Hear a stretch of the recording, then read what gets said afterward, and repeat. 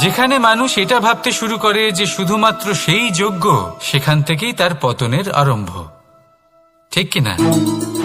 দেখুন, যদি কোনো মানুষ এটা ভাবে যে আমি এই সব কিছু করতে পারি, তাহলে তা হলো বিশ্বাস।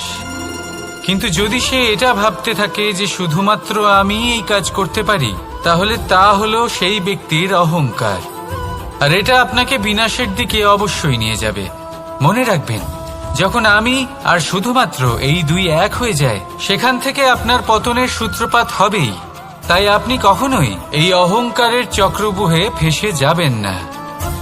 বিশ্বাস রাখুন নিজের ওপর এবং অন্যের ওপরও। আর মনে রাখবেন, বিশ্বাসের মধ্যে বিশ্বের প্রত্যেকটা বস্তু বসবাস করে।